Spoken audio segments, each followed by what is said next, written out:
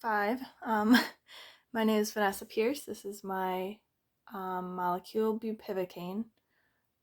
It's an anesthetic drug that they use for neuromuscular blocks, spinals, etc. It's a really good medication. It's actually taking over, one of the drugs taking over for fentanyl because they're trying to get away from using narcotics in anesthesia. This is my Play-Doh and toothpick model. I'll talk through what each of these molecules are. These dark blue are carbons. This is a nitrogen, which is ionized, and a chlorine that's ionized, an ionized bond with the nitrogen. So more carbons. This is my one chiral carbon, which I'll talk about later. This carbon here is double bonded to an oxygen. This is another nitrogen that has a hydrogen bond on it as well. And then a carbon ring. So I'll talk about each of the carbons and why they're not chiral. Oops. This carbon, I don't know if you can see it, but it has a double bond, so it's not chiral. This one also has a double bond, as well as this guy. This one as well as this one. This carbon has 3 hydrogens attached to it, so it is not chiral because it has 3 of the same molecule attached to it. This carbon here also has a double bond, so it cannot be chiral.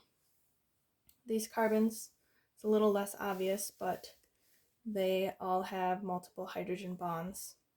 There's 1, 2 bonds, and then 2 hydrogens here, and 2 hydrogens here as well, and here.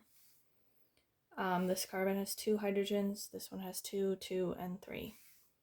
So this is my only carbon that has a chiral center. It is attached to this gigantic complex here. This is another bond to it.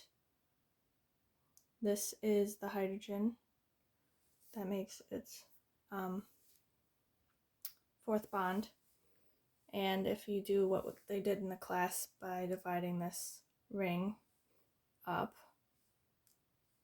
the nitrogen here and this complex makes this side different than this 3 carbon chain. And if you look here, I made separate molecules of my carbon. This represents this chain here, this represents the nitrogen half, and then this represents the 3 carbons there. So if you look at these as if they are a mirror image of each other, you can see the mirror would be drawn down the middle. And then if I rotate this guy 180 degrees, oh, it's going to fall apart. It is not superimposable upon this other molecule.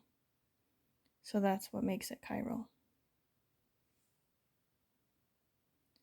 So that means there are 2 enantiomers of this bupivocaine model, one which has the carbon center here rotated the one direction, and then the other one has it rotated in a different direction. So there you go.